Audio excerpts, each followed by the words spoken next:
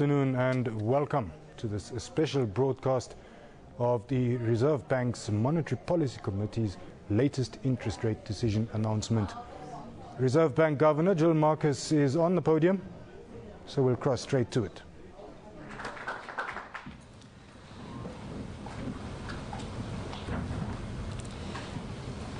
Can you hear me okay? Is it coming through okay? Clearly? Okay. Since the previous meeting of the Monetary Policy Committee, domestic inflation has breached the upper end of the target range. This development was in line with our forecast, and we continue to expect inflation to moderate somewhat in the final quarter of this year. While the outlook for the domestic economic growth environment remains unchanged, it has been overshadowed by protracted work stoppages. Where wage agreements have been reached, these have generally been above the headline inflation rate, contributing to the upside risk to our inflation outlook. During this period, global financial markets have been dominated by continued speculation about the speed and timing of tapering of quantitative easing by the US Fed. The uncertainty related to this event resulted in a high degree of volatility and weakening in a number of emerging market economies, foreign exchange and bond markets since May. The decision by the Fed to delay tapering surprised the markets, and emerging market currencies in particular responded strongly, with many seeing significant overnight currency appreciation. The Fed emphasized the data-dependent nature of its decision, indicating that this respite could prove to be temporary, as speculation regarding the timing of future tapering is likely to continue whenever positive data emerges from the US. The year-on-year inflation rate, as measured by the Consumer Price Index for all urban areas, increased to 6.3% in July and 6.4% in August. Food and non-alcoholic beverages inflation measured 7.1% in August, up from 6.8% in July, while petrol prices increased at a year-on-year rate of 23%. Core inflation, which excludes food, petrol and electricity, measured 5.1%, down from 5.2% in July, while administered prices excluding petrol moderated to 7%.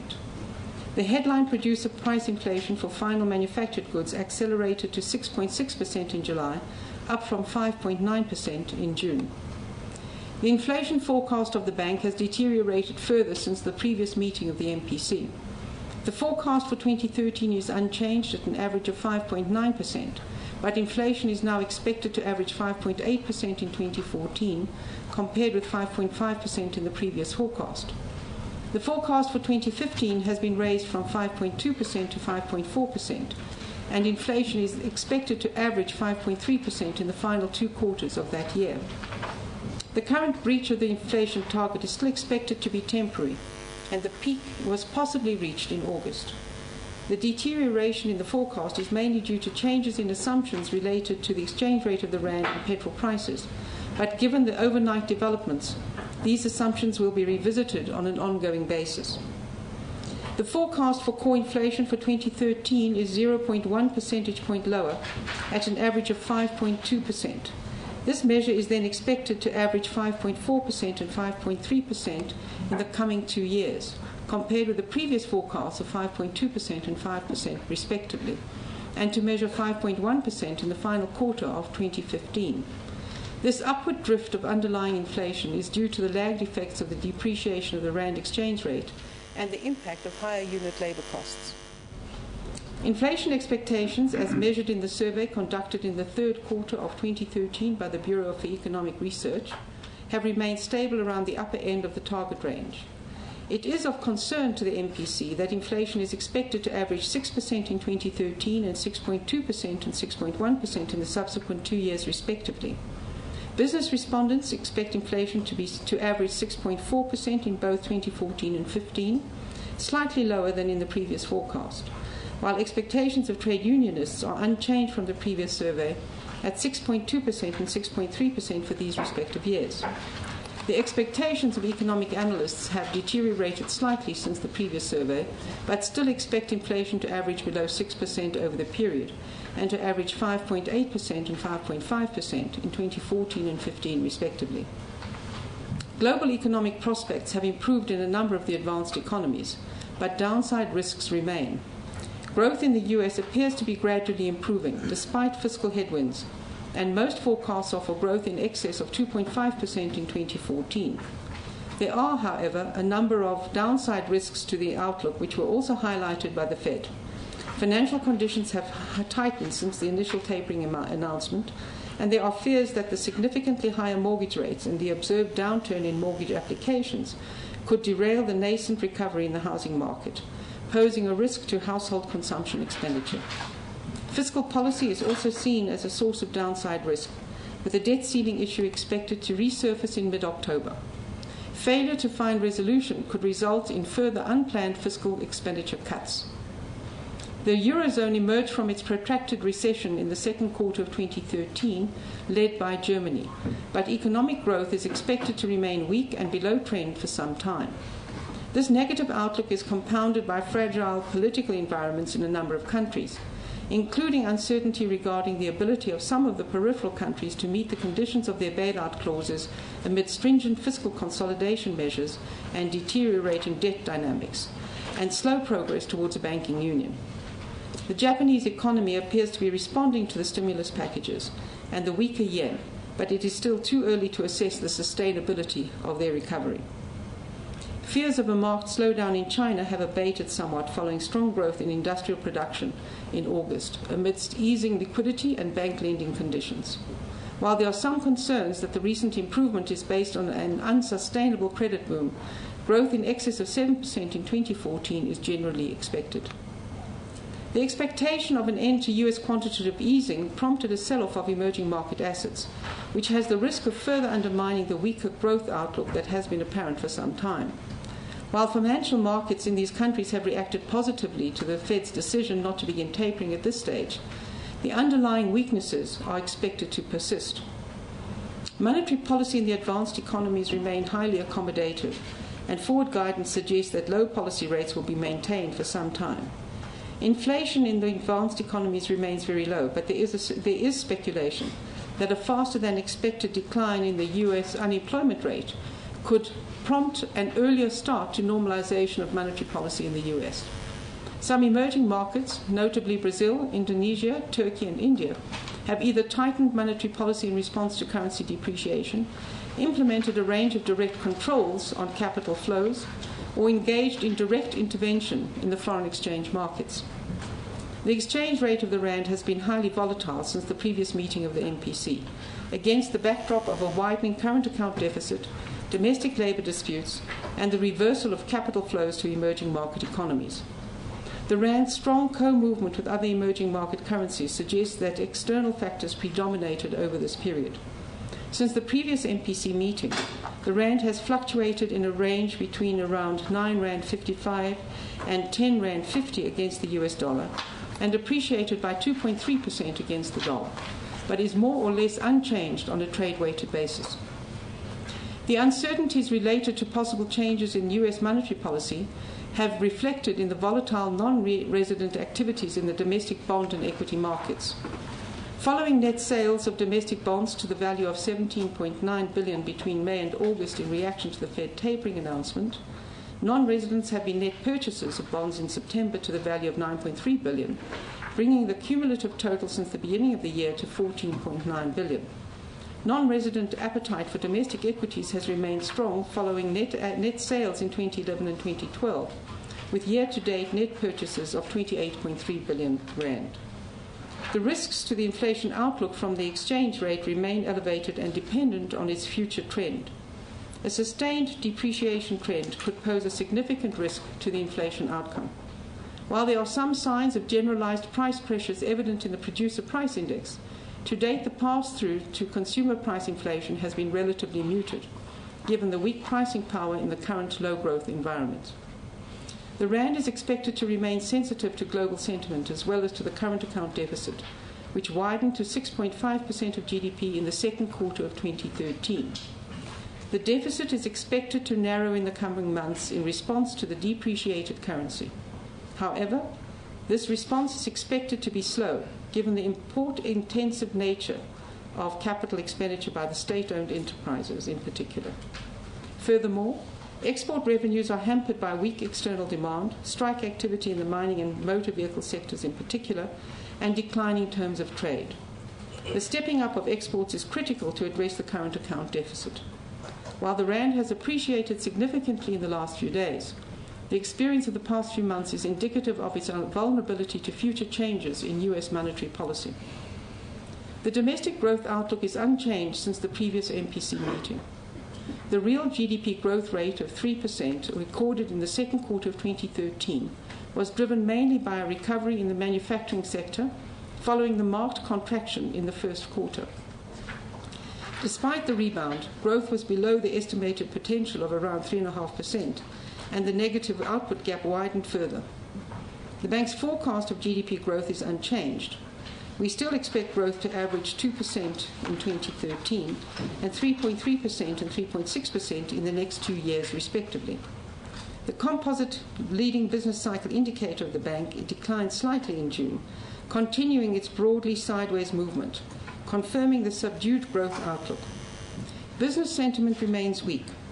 The RMB-BR Business Confidence Index declined from 48 index points in the second quarter to 42 index points in the third quarter.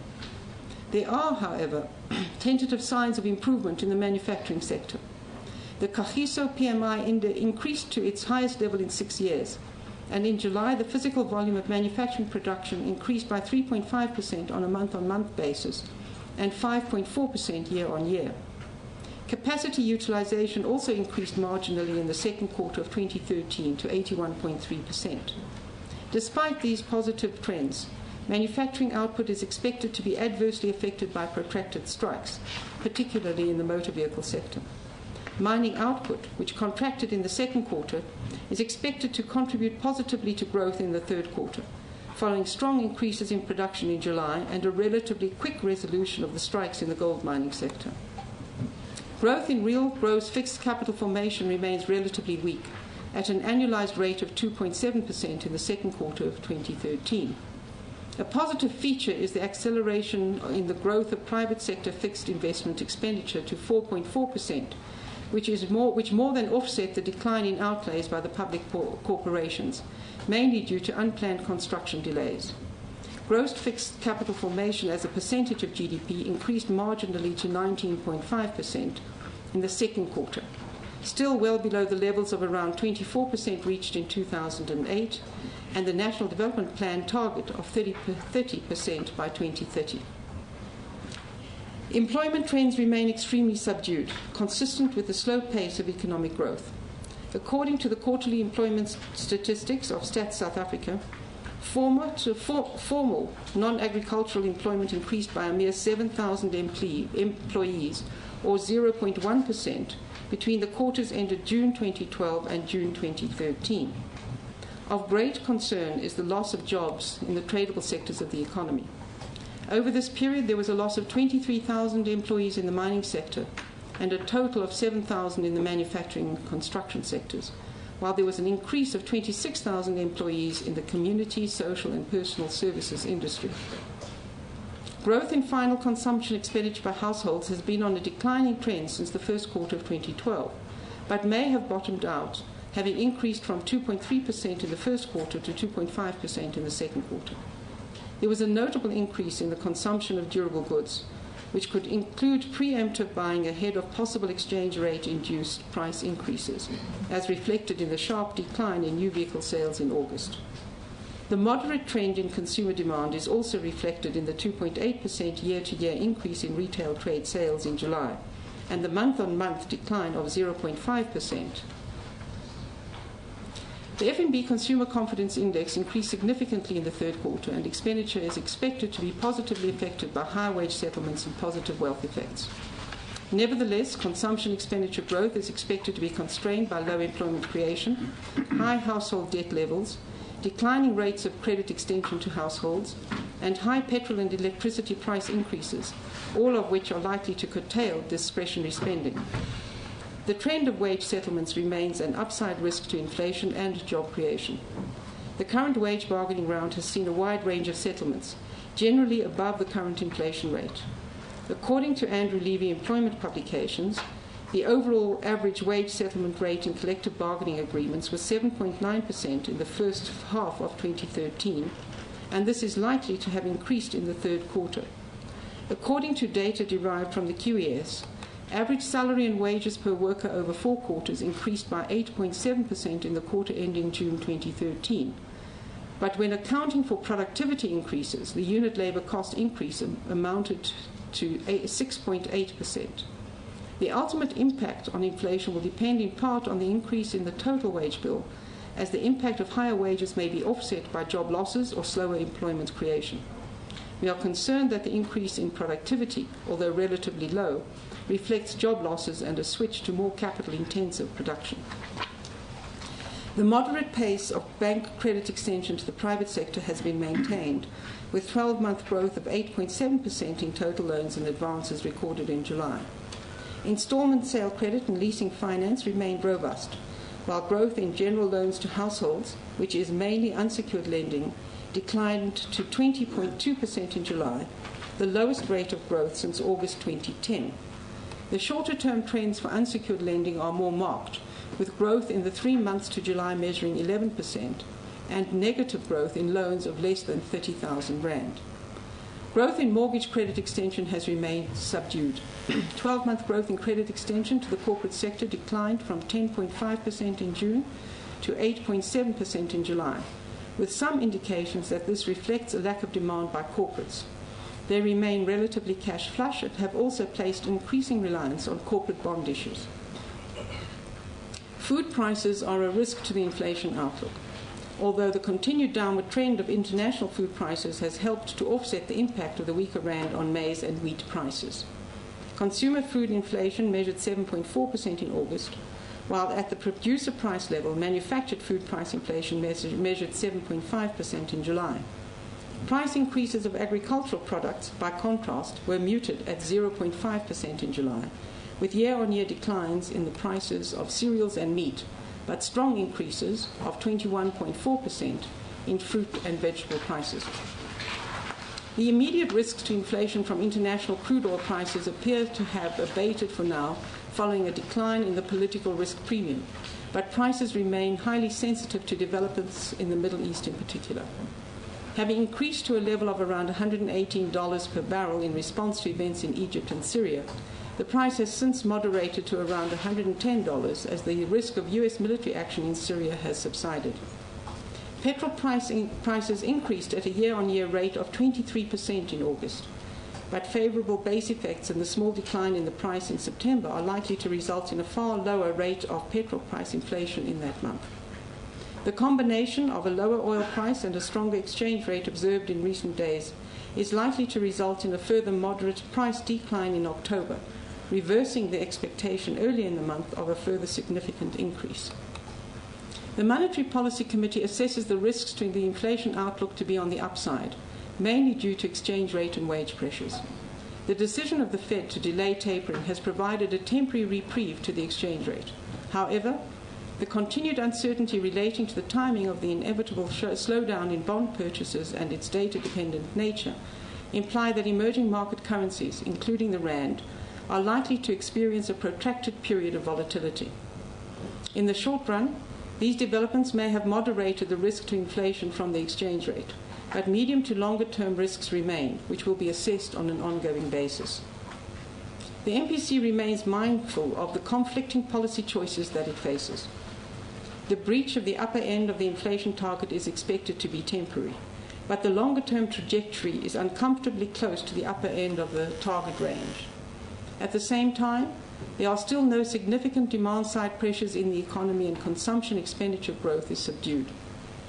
The output gap continues to widen, and the employment data show that there is very little net employment creation in the economy, while employment in the manufacturing and mining sectors has been declining. Consumers remain under pressure with persistently high debt to disposable income ratios, further exacerbated by the rising cost of petrol and other administered prices. Currently, a sustained breach of the inflation target is not our central forecast, but the upside risks to the inflation outlook require fairly careful monitoring. Should the risks to the medium-term inflation outlook deteriorate significantly, the MPC will not hesitate to take appropriate action in order to maintain the integrity of the inflation targeting framework and to anchor inflation expectations at a lower level. At this stage, however, given the global uncertainties and downside growth risks, the MPC has decided to keep the repo rate unchanged at 5% per annum. Thank you, and I'm happy to take any questions that you may have, and so will my colleagues.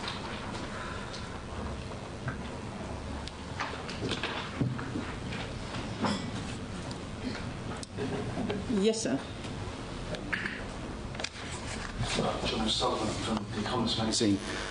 You mentioned in your statement, Governor, three things. One, that wage settlements were running at around about 8%, which is a level not consistent with the inflation target unless you've got a very bullish view of long-term productivity in South Africa. That inflation expectations of both wage bargainers and trade unions are above 6%, and that wage growth adjusted for productivity unit wage cost is running at close to 7%.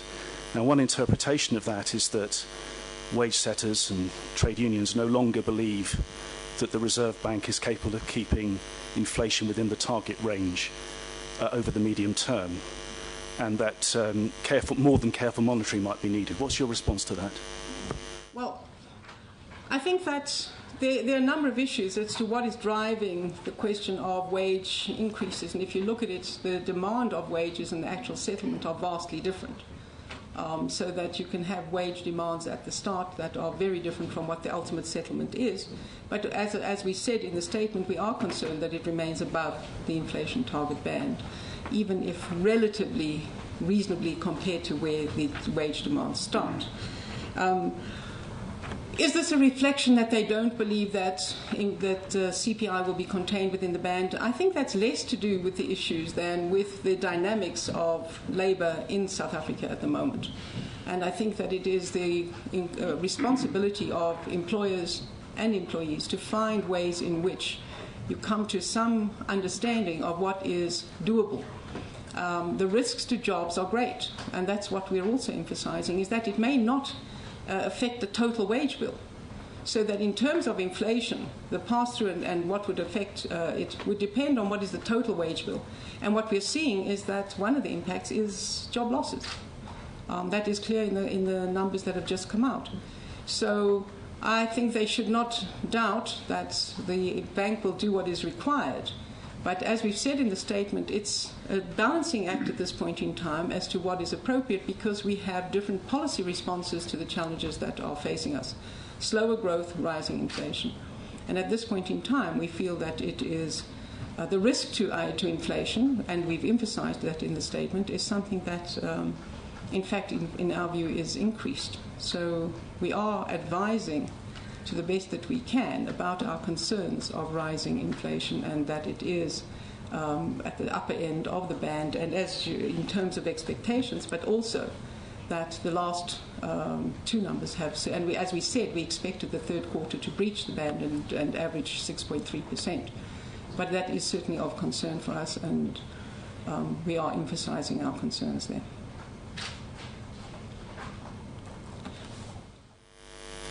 Governor, good afternoon. It's Renee Volgraaf from Bloomberg. I'm sorry if I missed it in the statement, but I just want to check at the moment, what is the MPC's forecast in terms of when inflation will be back within the target band? Brian, do you want to just deal with that in some detail?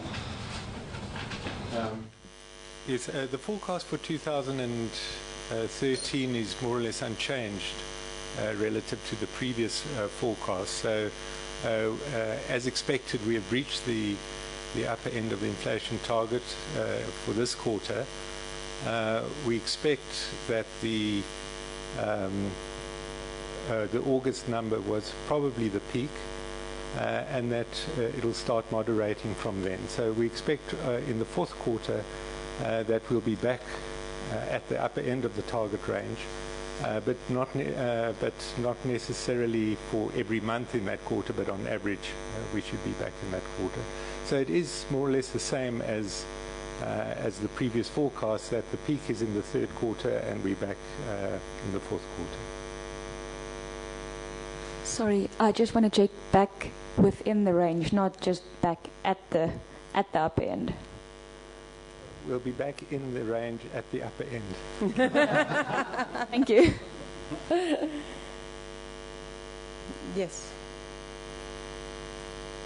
Good afternoon, Governor, members of the MPC and the press.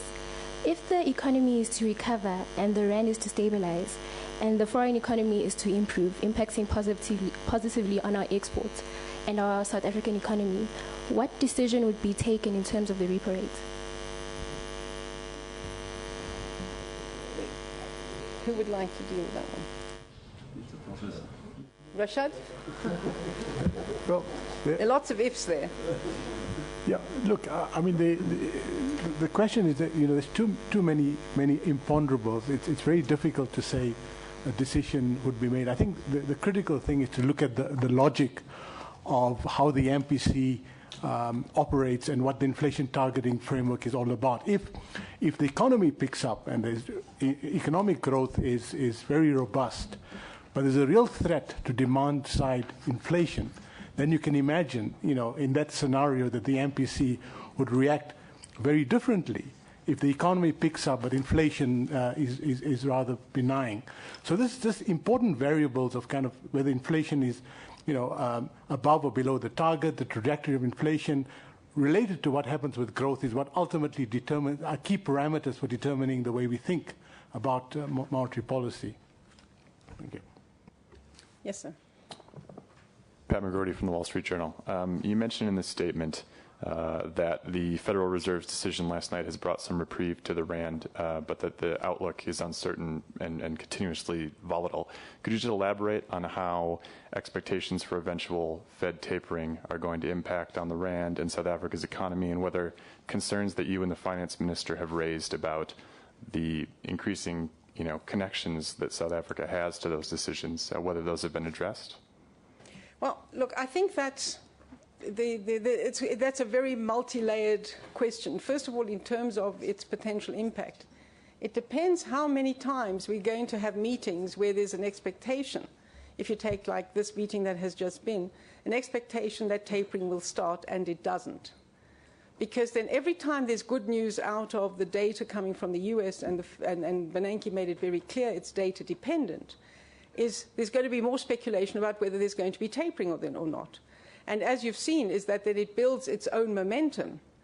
And depending on whether that expectation is met, so that what our concern is that emerging markets, as you've seen, there's a band of emerging markets, including ourselves, that tend to sort of be tracked in a similar way at the moment. Malaysia, Turkey, Korea, ourselves, Brazil, and so on. So part of Mexico, Poland. So part of the question is, how many times can we be hit by this volatility that will occur? So we're expecting that until there is a clear decision about it, which is the amount and how often and in what time frame, and that again depends on what happens with the US economy. So what the impact is difficult to quantify. I would hope that everybody just holds a very steady hand to the tiller and say, look, this is going to happen over time. It's going to be managed well. It's going to be something that does impact, but there's going to be clear notice about how it's working. And the Fed is trying to give that notification. But clearly, it's a committee of a number of people, and it's quite difficult to predict with all of them. But the reality is it's a volatile time. And even when tapering starts, and I think that's very important to stress, is that when tapering starts, it's not yet raising rates. It's simply the reduction of the quantum of purchase per month. So that when you're looking at $85 billion and that begins to reduce, you haven't yet begun to raise rates. And they've made that very clear. That is a good few years away. So I think what it also indicates is the extent to which this global crisis is with us. So you may be out of recession, but you're not necessarily out of financial crisis. And it changes. The current mutation is the impact on emerging markets. So there is a complex environment in which the central banks are operating, and a lot of what the central banks need to be able to take account of is what happens in the other parts of the economy. A lot of the issues cannot be addressed in any country simply by the central banks. If you looked at what Bernanke had to say, it was about the concerns around the debt ceiling. And are we now going to have a close down of government, or the whole debate about it again? So that there's a lot of other issues that impact on the decisions. So the challenge for all of us is, in fact, if the US economy is recovering and growing, it's good news. In that good news, there are negative impacts while it adjusts, and we've all got to recognize how difficult that environment is, and that requires the coordination, certainly at the domestic level, of your economic policies, of your outlook about what you need to do to ensure that your country you try to minimize the impact on your country. But an impact there will be. Frans. Governor Frans Wild from Bloomberg. Just to kind of follow up on that, is there any communication between the SARB or the Treasury and the Fed or other countries that you know of to discuss that? And do you have any idea whether the effect on emerging markets in general is something that the Fed would take into consideration? They've made it publicly clear that they're very concerned and take account of it to the best that they can, given that they also have to do what is appropriate in their own circumstances. And yes, I can't, obviously there are a number of forums in which discussions take place. It's certainly not for me to discuss the content within, because these are sort of closed meetings. But there are regular meetings between governors and ministers at the G20 level, the Financial Stability Board meetings that look at some of the issues there, the BIS meetings, which are every 2 months, sometimes a little more, and where you have the opportunity to discuss with colleagues around the world, and to get a very good interaction. So yes, these matters are discussed and taken very seriously, whether by the Fed or any of the other countries, that the ECB, UK, advanced economies, emerging markets, sit around the table and try to get an understanding of what we're all seeing. Yes, sir. Good afternoon, Governor. Tepa Moy from SABC. In anticipation of the tapering, we've seen several central banks in emerging economies putting up measures to protect their currencies. And I know, certainly for South Africa, you believe in free floating currencies. Are there any short-term measures, perhaps, that you would consider? Well, the question we've got to ask is what works. Part of it is if we looked at all the measures taken, and there's been a range, and it's not just now with tapering, it was before when you had an appreciating currency. With an appreciating currency, it was talk of currency war, need to take measures against the appreciation, what kind of initiatives are possible. Our own view is that you can spend a lot of money and you can make a lot of interventions, but in the end, do they actually address the outcome? And in our view, the outcome is pretty much where we are without all of that.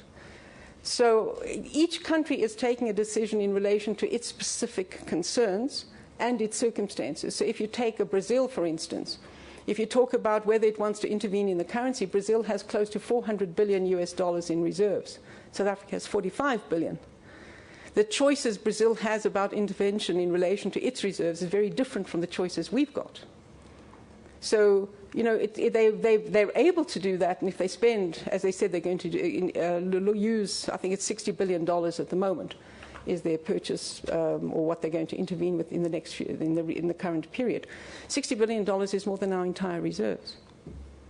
So the choices depend on your own circumstances and what works.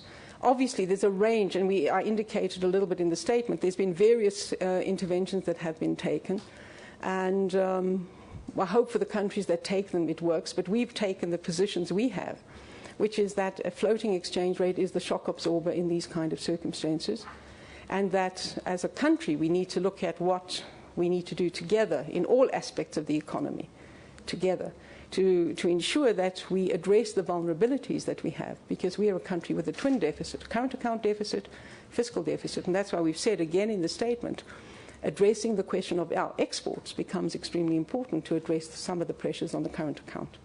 So, those are measures that are not necessarily something the Reserve Bank can do, but as a country we can certainly take measure.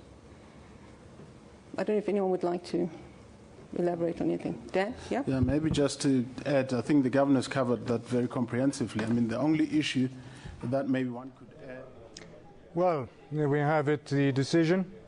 The rate stays unchanged. When we come back after the break, we'll discuss that with our panel of economists here in studio.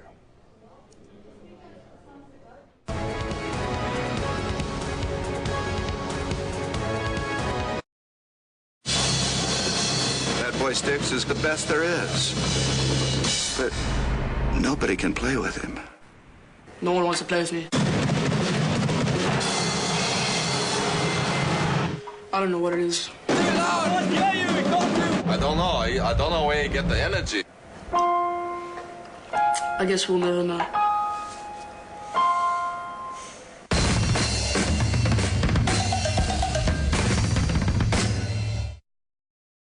Who wants the yo jelly? Me! Ish. You two, sort it out. Stay. I want to eat your jelly, your jelly, your jelly. I want to eat your jelly, your jelly, your jelly. Your jelly, your jelly. Yes! How will you get your next Yo Jelly? A delicious new combination of jiggly jelly and real yogurt in 5 awesome flavors. New Yo Jelly. It's jelly with the power of yogurt.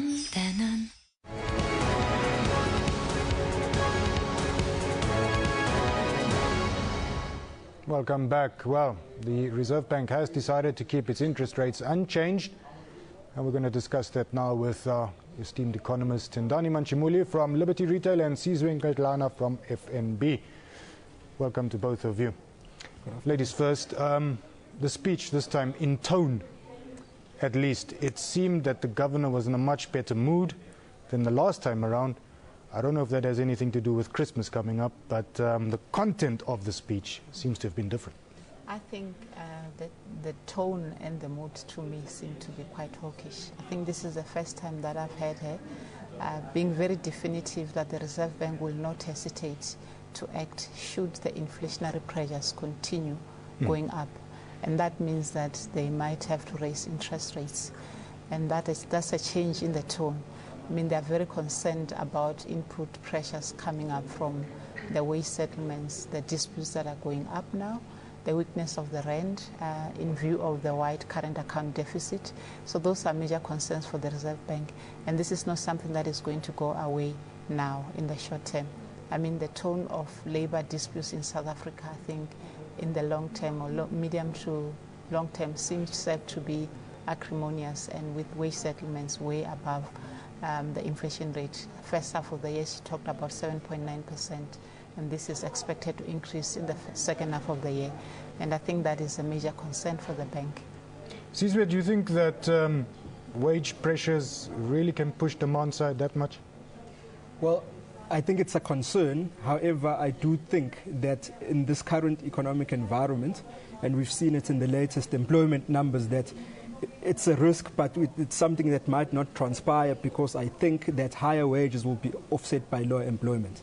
And we've already seen total employment down in the formal sector, down 28,000 quarter on quarter in the second quarter of this year, with the tradable goods sectors, where the bulk of the pressures and the acrimonious labor disputes stem from. That's where the heaviest job losses are. So I think it's a risk. However, it wouldn't be something that I would consider a base case scenario, because I think the impact of higher wages will be offset by lower inflation, given that growth is expected to be significantly below potential for the foreseeable future. Major theme, of course, the Fed's tapering non-announcement, shall we call it that? Yeah. Sooner or later it's going to come. Yes.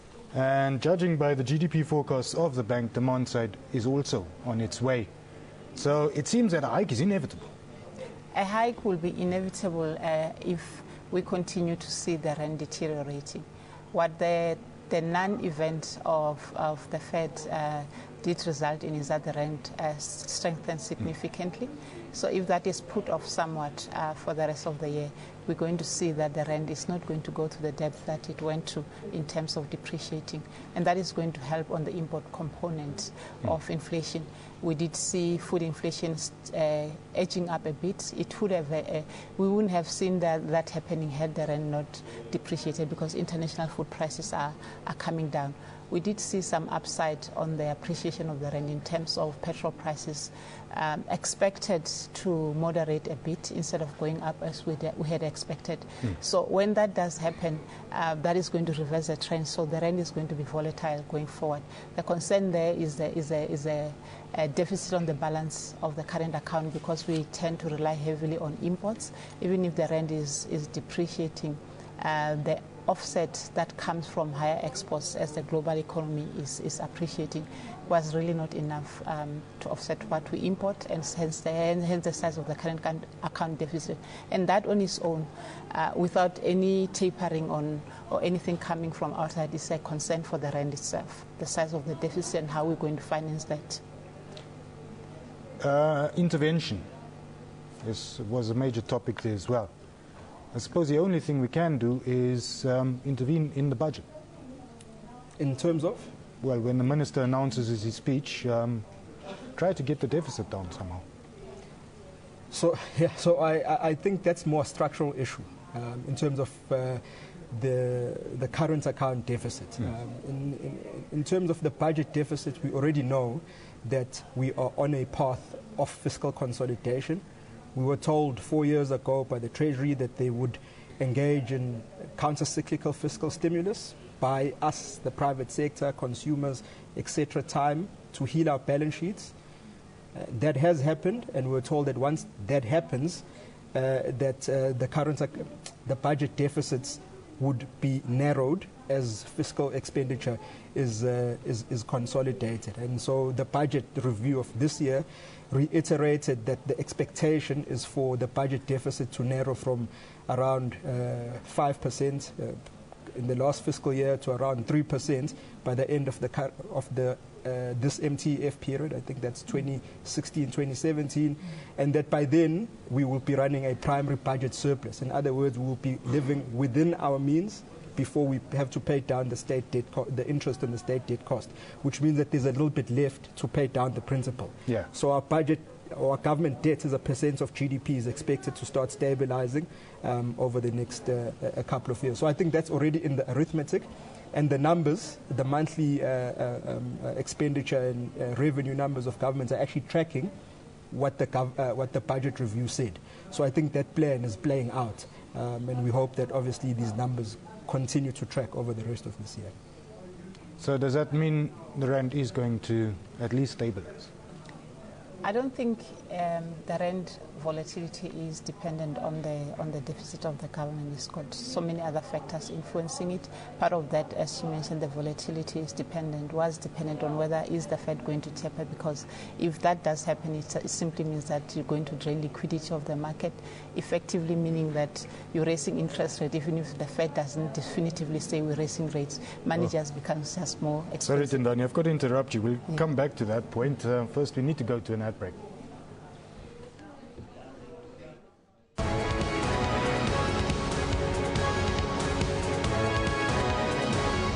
Nelson Mandela, he said, write a constitution for the people of South Africa as a whole.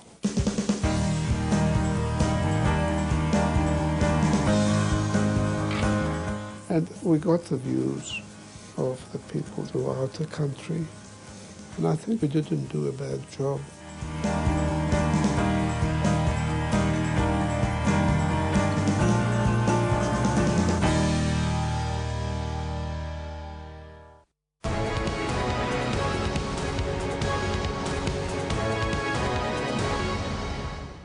Welcome back. Tindani, sorry, I have to rudely interrupt you there. Please continue The Rand's forecast, given what Sizwe just told us about the government's ability to manage the deficit. Yes. And that is tracking well, as Sizwe had said, but the point that the governor made there was the volatility. Part of the volatility is not coming from only domestic factors, although those do influence that. There are factors within our control that we could change. The labor unrest, for instance, doesn't inspire a lot of confidence in foreign investors, potential, and the ones that are already in the country, to invest in the country. Or if they do invest, it as a higher premium.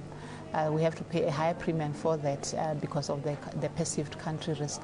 But what she did allude to was the fact that the Fed program is having an influence on emerging market currencies, of which the Rand is part of, and the Rand is not going to escape that. So I do think that going forward we'll still continue to see a lot of volatility just on that fact alone. Was the Fed's decision reason for a sigh of relief for the MPC? Yeah, I think so. Because if you look at what the MPC has been concerned about, has been upside risk to inflation as a function of or driven by the Rand oil price, essentially, and the fact that we have a large current account deficit in an environment where the tapering was going to increase significantly the ability of us to fund that current account deficit, which would mean even more pressure on the Rand, which was a major concern at the last MPC meeting. I think the fact that we've seen an increase in the South African Reserve Bank's inflation forecast is a function of the fact that the Rand has been possibly weaker for longer than what they would have expected. So the fact that the tapering has been delayed and we've seen a significant surge, first following the withdrawal of Larry Summers as a candidate for the Fed chairmanship, where we saw the Rand first take a step down, and then secondly the decision not to taper, to postpone the tapering. We've seen the Rand come from around 10.20 or 10.15 all the way to almost 9.50. I think that's a massive relief for the South African Reserve Bank in the context of the Rand and its impact on inflation possibly being their major concern over the last maybe 2 or 3 MPC meetings. I think now the other concern is the Rand going to depreciate again when the governor did describe the tapering as being only a temporary delay and the tapering being something that's inevitable. I mean, it's going to happen. So will the Rand then depreciate again, and will this temporary relief end up being exactly that, a temporary relief? Let's talk about the target band. At the upper end, okay, she says CPI might have peaked, and she says might, and she expects it to remain close to the upper end of the band over the next couple of years or so, but the forecast change isn't that drastic. So can we say we are staying within a tight range and it's maybe better for the economy for it to not be so volatile? I think we're staying within a range, but on the upper end of the band. I mean, Brian Kahn specifically said, while we're going to revert back to within target, it's going to be on the upper range of the target. Is it good for the economy in the sense that if you know what inflation is going to be and it's being predictable, which is what the governor mentioned when she said we won't hesitate to tighten to maintain the credibility of inflation targeting, because if you are seeing that the bank has seemed to have eased off the brakes on maintaining the band, then you destroy the credibility of the band. But it's good for the economy in the sense that businesses can predict, you can plan. Yeah. And I think that is the downside of the volatility of the Rand. The level of the Rand, whether it's at 10.50 or 9.20, is a problem on its own, but not knowing how you plan, how you peg it, that is a bigger problem in the sense that you don't know how to plan going forward. So for the economy, being on the upper end of the target is a bit of a problem. But more for most South Africans is the fact that within the basket, you have seen administered prices way above 6%.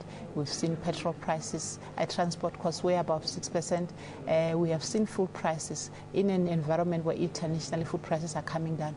We're still almost close to 8%. And that's, I think, where the concern is for the general consumer. Sizwe, it sounds like you want to say something.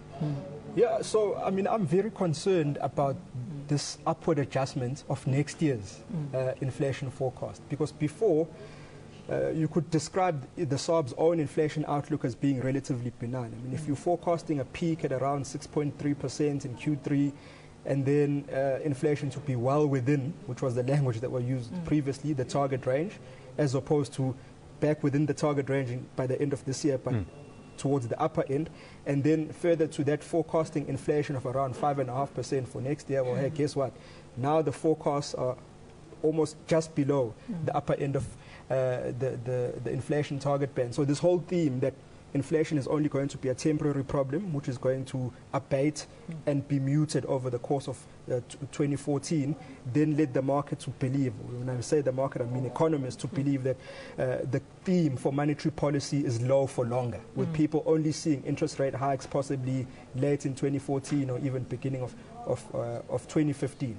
The issue is now, if we have any other future shocks like the rand and so on, these inflation forecasts leave very little room to maneuver, and maybe we're going to start seeing economists pull back their interest rate forecasts forward, given now this new risk. No, uncertain times. Well, thank you very much for both of your input. Thank you. And with that, we're going to say bye-bye.